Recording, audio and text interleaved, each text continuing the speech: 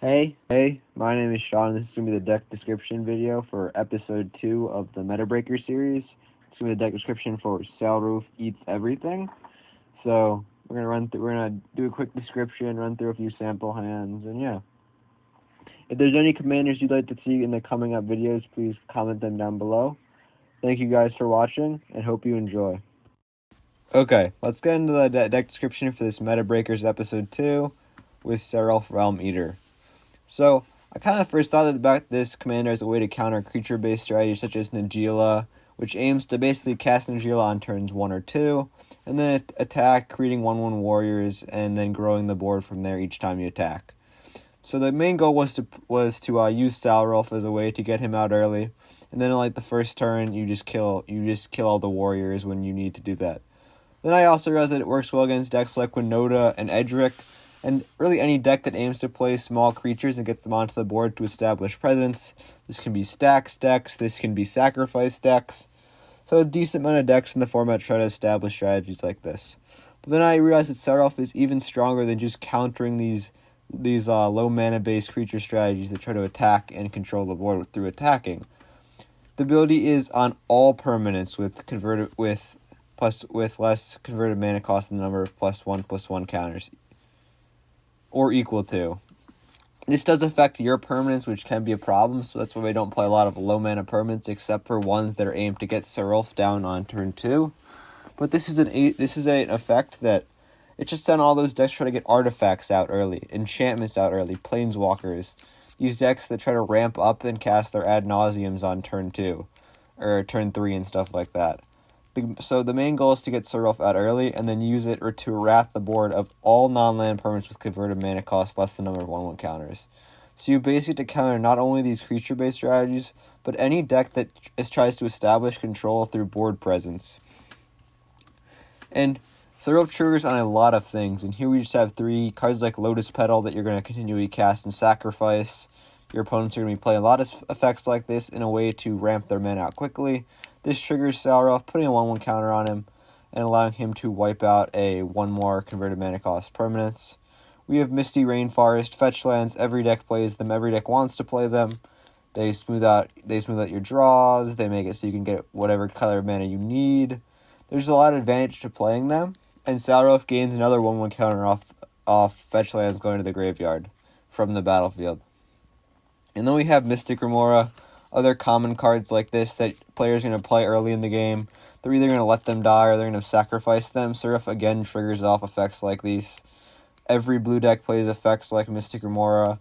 And so basically when these cards go to the graveyard too, Sarulf triggers. Even if you aren't the one to kill it, as long as it just leaves the battlefield, Sarulf triggers. So, and then at like the 1 mana spot, when you have 1/1 counter, and this is excluding all 0 mana rocks and 0 mana tokens, 0 converted mana cost stuff, you kill most mana dorks. Shuts down a lot of these multicolored green decks that aim to use mana dorks for consistency. There's cards like Soul Ring and Carpet of Flowers that again try to ramp. And so it really shuts down these decks try to establish board presence as a way to win the game and accelerate their mana. Then as you push towards 2 mana, you have to take away a lot of their draw engines, Dark Confidant, Sylvan Library, again Arcane Signet for fixing mana and speeding up the game. But then you also get to deal with a lot of the stacks pieces, and this is where you have to kind of like use Sarulf's ability just to pick and choose. Maybe you want to kill all the mana dorks, but you want to leave up the 2 mana stacks pieces. Okay, you exile all the 1 mana mana dorks. Maybe you want to leave the 3 mana stacks like Rule of Law effect that's on the battlefield. You get to choose what you're removing and then exile everything that you want to exile. That's a really powerful effect, and if you're able to keep Sarulf on the board and get it out early, you can start to leverage control over your opponents.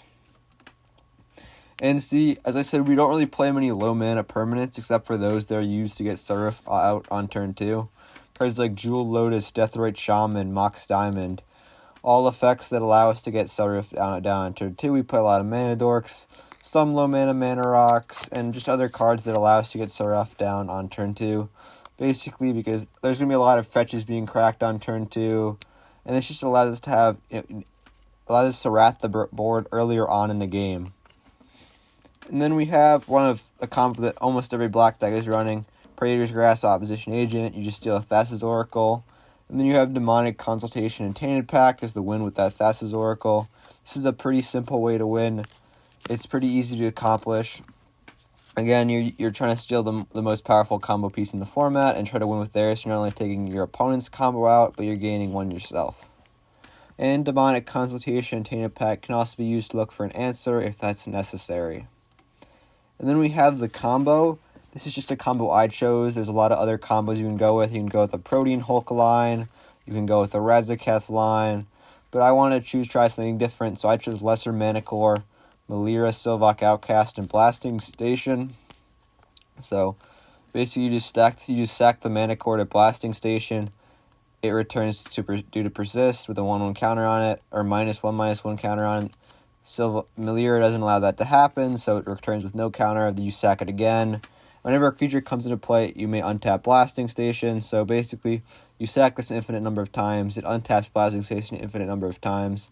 And then you ping one of your opponents for each 40 damage and kill them. So as I said, this is just one of many combos you can play. I chose this combo because I wanted to try something different. Razaketh works, Yawgmoth works, Protean Hulk works. There's a lot of different combos to choose from in this coloring pair. Or you can go win conless depending on what you want to do. You could go with a different style of deck. But this is just the combo I chose for the purpose of this video. And that's going to be the end of the deck description portion. I will run through a few sample hands in a second. But the majority of the rest of the deck is filled out with Mana Dorks, Mana Accelerants, a lot of tutors, and then a decent number of removal spells, because you do want to be controlling the board. Obviously, effects your opponent's play are going to allow your Sarulf to gain counters, but if you're able to kill more and more creatures, then you're also able to gain more and more counters and control the board even more.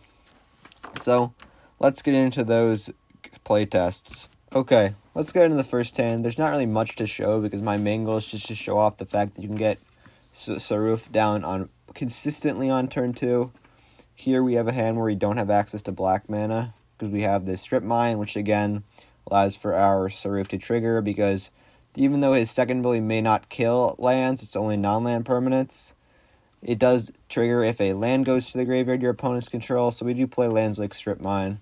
So we're going to restart. We're going to take a mulligan here, see what we can grab. And this is a little bit better. We do have a turn 1 Sylvan Library for some draw spells. We actually do have the new card Vagaroth here. If you want to play that on turn 1 to start tutoring for some stuff, which actually probably is going to be the best option. Or it depends on what your goal is. If you think your opponents are playing decks with a lot of low mana based creatures, you probably just want to go Sylvan Library to get that land to cast Sarulf. But if you think you can wait to cast Sarulf on turn 3, then I would go with Vagaroth. So we'll just draw, see what we get. I'm probably just going to go tap,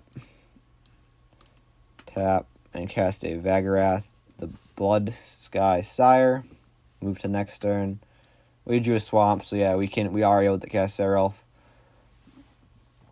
You can tap, or depending on what you want to do, you could cast the Sylvan Library, and then you could tutor, but then you couldn't cast anything else. So I'd probably just say tap. Gotta make sure we roll for Mana Crypt. Flip a coin, tails. But basically, as I said, consistently get Sarulf out on turn 2. Obviously, there's other options that you want to do. Maybe you want to tutor for something. Yes, you can do that. Because we are only 2 combo pieces away from winning, and we can actually Worldly Tutor for Melira if we get a Blasting Station. So that's another option. But as I said, I'm mainly just here to show the fact that you can get Sarulf out on turn 2 very consistently. So we'll attack here, obviously. Hit one of our opponents for 2. Move on to next turn. And yeah, in a pretty good spot. I would say just on your opponent's end step, you just tutor. You play this, and then you tap. And we are in green blacks. We have a high density of tutors. And then on one of your opponent's end steps, you use 1 to, let's see, what is Vagaroth? So this is the big thing is you're gonna need to figure out a way to draw cards. You're probably gonna have to tutor once and then draw and then tutor on your next turn, or depending on what you do here, Yeah, but you have the means to combo off, and you have Sarulf as a pretty strong control piece, Deadly Rock as a removal spell, Tutor search for your combo pieces, so I'm going to leave that hand there. You can figure out how you want to progress the game from there. Restart this, and again, as I said, consistently cast Sarulf on turn 2. Drop return. I'm most likely going to pitch this Entomb. Not the greatest in this deck. I would think I'd rather have a Sylvan Tutor, but still, tap to play this. Lower out the number of lands in our library, search for Bayou, put into play, and shuffle. Then we can go Soul Ring, tap, Mox Diamond, removing an Entomb. And depending on what we want to do, we could Sylvan Tutor turn 1. That's actually, we should tap this to cast our Soul Ring, and then Sylvan Tutor for a lesser Masticore. Put that on top of our library and shuffle it and put it on top. Next turn, again, we get to consistently cast Sarulf. Play this. Play another land. Tap. Tap. Tap. Tap, tap, tap. And then basically from here, we have the ability to just pass the turn. If our opponents sacrifice anything goes to the graveyard. Get to add a 1/1 counter, and then on our upkeep, Sarulf will trigger. You basically get to choose what we want to remove and what we don't want to remove, depending on the converted mana cost. So yeah, this deck can consistently get out Sarulf on turn 1, has a high density of tutors to tutor for your combo pieces, and it's just a different version of a green-black control deck that aims to disrupt decks that try to gain advantage by playing a lot of permanents onto the battlefield. So that is going to be the end of this video. This is going to be the end of the second Meta Breakers video. Thank you guys for watching. If you enjoyed, please like and subscribe, and thank you.